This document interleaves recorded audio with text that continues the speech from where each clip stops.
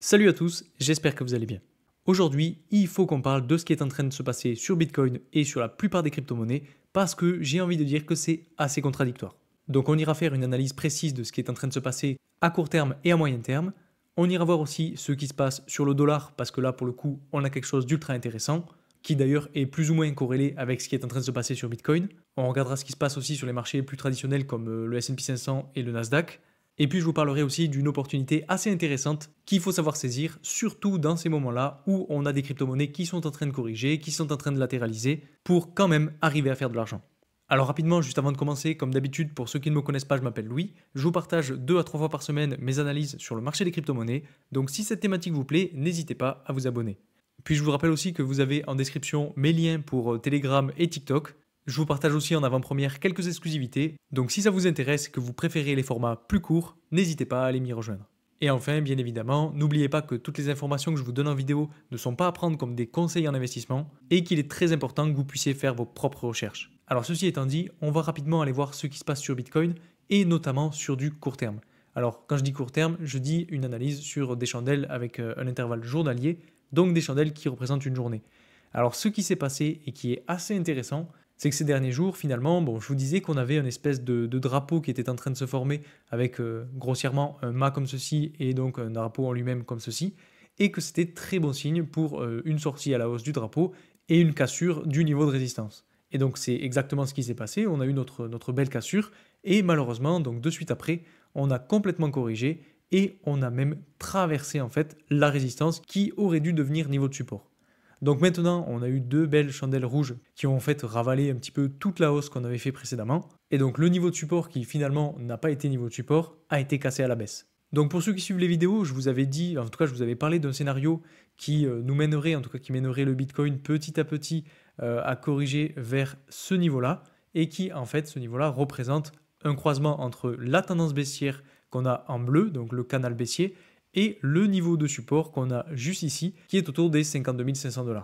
Et en fait, ce niveau de support, quand on dézoome, je ne l'ai pas mis ici n'importe comment, puisque si on regarde ce qui s'est passé lors du précédent bull run, vous voyez que c'est un niveau qui a servi de résistance quasiment au plus haut sommet, donc juste ici et juste ici. Et ici, on avait fait une espèce de pattern en épaule, tête, épaule, ce qui, pour ceux qui l'ont vécu, nous a mené à notre bear market. Enfin bref, donc c'est pas un niveau de support que j'ai tracé à la légère et c'est pas un niveau de support qu'il va falloir négliger. Bien au contraire, parce que selon moi, c'est un niveau de support qui va permettre de faire rebondir le prix si toutefois on y arrive. Donc ça personnellement, ce serait potentiellement un des scénarios possibles et qui serait envisageable sur du moyen terme. Parce que si on regarde rapidement sur du moyen terme, je reviendrai sur du journalier pour vous expliquer un petit peu ma pensée, mais là, je voulais vraiment vous montrer ça, c'est qu'en fait, sur du moyen terme, on voit bien que finalement, pour réaliser notre espèce de pattern en cup and handle, donc vous voyez que là, on a la cup, on a le niveau de résistance qui peut être tracé comme ceci, et on a notre anse qui est en train de se former. Et donc justement, pour faire notre bas de anse, soit on est venu le faire avec cette mèche juste ici, donc je vais zoomer un petit peu plus pour que ce soit plus clair, soit justement on a une correction qui va continuer petit à petit pour retourner chercher le niveau de support et faire la fin de la anse. Et donc pour vous montrer un petit peu le pattern, donc c'est celui-ci, le pattern en cup and handle. Donc on a notre fameuse cup, la anse, après on casse à la hausse la résistance, on reteste et on repart complètement à la hausse. Et donc justement, ici je vais faire un petit peu de ménage, on a donc notre tasse, on a la résistance, on a la anse qui est en train de se former, et potentiellement, donc si on arrive à rebondir juste ici, on aura bien évidemment une résistance à franchir avant de venir la retester et de repartir complètement à la hausse pour aller chercher potentiellement les 100 000 $ dans un premier temps. Et donc je vous le rappelle, les 100 000 $, pour moi, c'est ma prochaine target, en tout cas à moyen terme. Donc voilà pourquoi je vous dis qu'on pourrait avoir ce type de correction, en tout cas à moyen terme. Et puis justement, par rapport à ça aussi, ce que je voulais vous dire, c'est qu'on a un RSI, alors ça je vous en ai déjà parlé, mais bon, pour ceux qui n'ont pas vu forcément la vidéo, on est sur une tendance baissière pour notre RSI, donc c'est pas super bon signe et c'est pas généralement un signal haussier, puisque quand on a un RSI qui diminue, généralement on a un prix de la crypto-monnaie qui est lié, qui corrige. Et là, vous voyez que pour le coup, on est en train d'avoir un RSI qui diminue et qui pourrait se rapprocher petit à petit des zones de survente. Et en fait, si on va jusqu'ici, on pourrait justement avoir cette correction qui se poursuive, revenir chercher ce bas de marché et faire la fin de la hausse et repartir complètement à la hausse. Donc ça finalement, ce serait sur du moyen terme, donc avec des chandelles hebdomadaires. Si on retourne sur des chandelles journalières, finalement, si on regarde le RSI, on voit que inversement, il est sur une tendance haussière et donc sur du court terme, on pourrait avoir une autre poussée à la hausse qui vienne peut-être en fait amener le prix à batailler avec ce niveau de support ou de résistance en fonction de là où est le prix. Et finalement, si on vient trop batailler dessus, bien à un moment donné, on corrigera. Donc à court terme, on pourrait avoir de la hausse ou de la stagnation, et à moyen terme, personnellement, alors ce n'est que mon avis, bien évidemment, je peux totalement me tromper, mais on pourrait justement continuer cette latéralisation, cette stagnation, et même avoir un petit peu de correction pour retourner chercher à nouveau les 52 500 $. Après, bien entendu, si on arrive à casser le niveau de résistance une nouvelle fois et qu'on arrive à bien se reposer dessus pour repartir, alors là, comme je vous l'ai dit, le prochain niveau de résistance sera le haut de canal et bien évidemment le haut de canal latéral qu'on a un petit peu plus haut, autour des 72 000 $. Donc on n'en est pas encore là, on a une grosse résistance à passer à nouveau. Et pour le coup, justement, comme on est en période de correction, je voulais vous parler d'autre chose qui est assez intéressant et qui est le launch pool de BitGet. Alors le launch pool, c'est ultra intéressant, c'est quelque chose dont je vous ai déjà parlé, notamment par rapport au L3. D'ailleurs, pour ceux qui y ont participé, j'espère que vous avez eu vos récompenses et j'espère que vous êtes contents. Donc toute cette partie-là est terminée, mais comme je vous le disais, il y en a d'autres et c'est exactement ce dont je voulais vous parler aujourd'hui, puisque on a le order qui est sorti et donc qui vous propose plusieurs pools, donc une pool BGB avec presque 30% d'APR et une pool order avec quasiment 300% d'APR. Donc vous stackez vos orders et vous gagnez des orders avec presque 300% d'APR. Alors ça dure pas longtemps, bien évidemment. Vous voyez, ça se termine dans 7 jours et 20 heures. Donc il faut être assez réactif. Mais je trouve que c'est ultra intéressant, en tout cas sur BitGet, puisqu'on en a très souvent qui sortent. Vous voyez, là on a order, on avait L3 juste avant. Et là, justement, il y en a un autre qui est sorti, c'est le CEC. Alors personnellement, je ne suis pas du tout allé voir à quoi ça correspondait. Mais en tout cas, la période de farming commence bientôt, puisque ce sera dans 1 jour et 16 heures. Donc peut-être que je vous en parlerai dans une prochaine vidéo. En tout cas, pour le coup, aujourd'hui, c'était du order dont je voulais vous parler. Donc j'essaie de vous présenter ces projets au plus tôt pour que vous ayez le maximum de rendement possible. Après, bien entendu, il faut que les projets vous intéressent aussi. Mais bon, dans tous les cas, c'est un très bon moyen de gagner de l'argent assez facilement et assez rapidement. Personnellement, au début, je ne m'intéressais pas trop à ce type de méthode, mais depuis que je l'ai découvert, en fait, j'ai totalement adhéré. Et finalement, c'est assez pratique. Alors, bien évidemment, il faut le suivre. Mais sur BitGet, vous avez toujours des annonces, vous avez des alertes. Donc ça vous permet d'être assez réactif et de pouvoir suivre ça correctement. Et à côté de ça, BitGet propose aussi une autre campagne qui d'ailleurs a démarré aujourd'hui et qui vous propose en fait un tirage au sort de rentrée des classes avec 100% de chance de gagner des crypto-monnaies populaires ou des appareils Apple. Donc c'est pas rien et c'est tout simple puisque vous avez juste à vous inscrire, à effectuer des tâches et à lancer la roue. Donc finalement les tâches, vous allez voir, c'est assez simple, il y a vérification de l'identité. Ensuite vous avez par exemple un dépôt net de 100 $ que vous devez détenir pendant un jour et que vous devez déposer via un dépôt bancaire, donc pour le coup c'est ultra simple. Vous pouvez faire aussi un dépôt net de 1000 $ en fonction de votre budget, ça vous permet de gagner une récompense de plus. Vous avez aussi des tâches qui sont liées au trading, au copy trading, donc là pour le coup le trading de futur, avec un volume de trading futur supérieur à 300 USDT, pour le coup ça va ultra vite avec les leviers, et là vous obtenez 2 chances supplémentaires. Enfin bref, vous voyez, vous avez plein de possibilités qui vous permettent de gagner des crypto-monnaies gratuitement. Donc finalement c'est pour ça que je vous en parle, et c'est pour ça que personnellement je reste sur BitGet.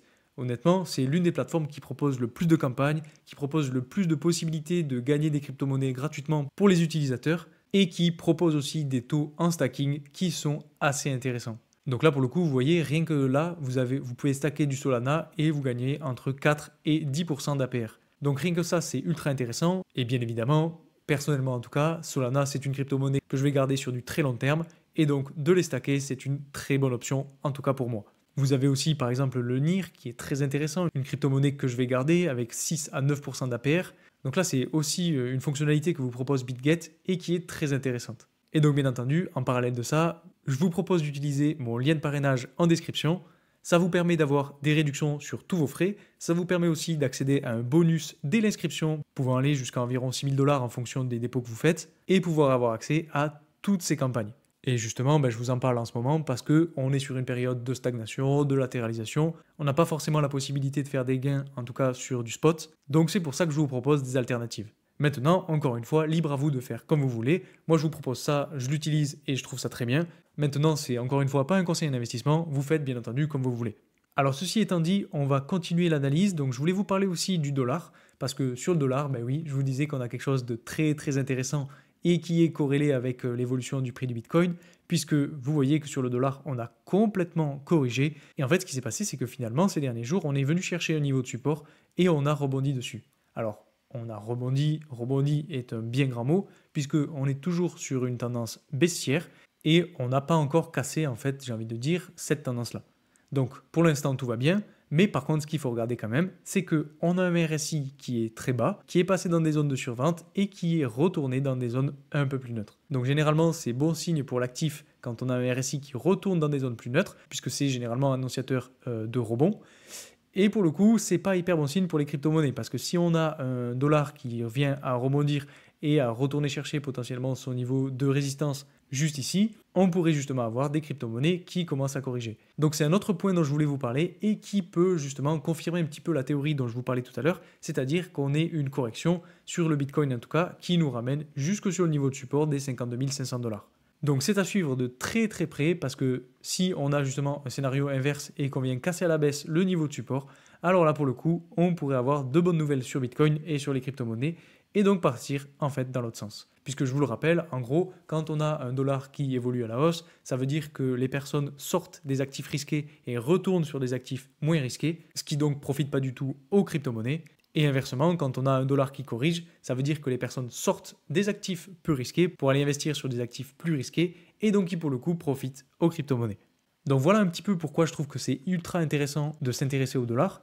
Maintenant, si on regarde sur le S&P 500 et le Nasdaq ce qui est en train de se passer, eh bien, c'est la folie en fait. Sur le S&P 500, on est quasiment en train de faire un nouveau plus haut historique, alors qu'on vient de connaître une énorme correction. Donc on a eu énormément de peur qui s'est installée sur le marché, et vous voyez, tout le monde était sorti des actifs, on a eu une cascade de liquidation, et depuis qu'on est venu chercher le niveau de support, on a complètement rebondi, et en fait on a même quasiment ravalé toute la baisse. Et pour le Nasdaq, c'est quasiment pareil. Bon, on n'est pas sur le sommet historique, un petit peu comme sur S&P 500, mais bon, on a quand même eu une belle remontée.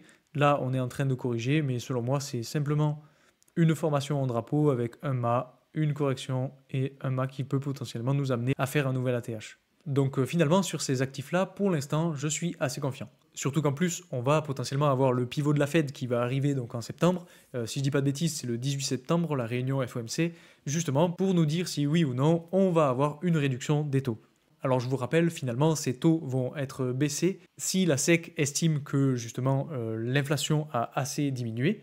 Là, pour le coup, on a eu des nouvelles comme quoi l'inflation avait assez diminué et que l'économie américaine, en tout cas, devait s'adapter justement à cette évolution, ce qui laissait entendre en fait une réduction des taux lors de la prochaine réunion. Donc ça, c'est ultra bon signe. Et justement, quand on regarde sur Bitcoin, en fait, lors de cette annonce, on a eu un petit pump and dump. Donc on a eu pas mal de volatilité. D'ailleurs, j'espère que vous ne vous êtes pas fait avoir à ce moment-là. Je vous avais prévenu sur Telegram. Donc j'espère que tout le monde m'a suivi.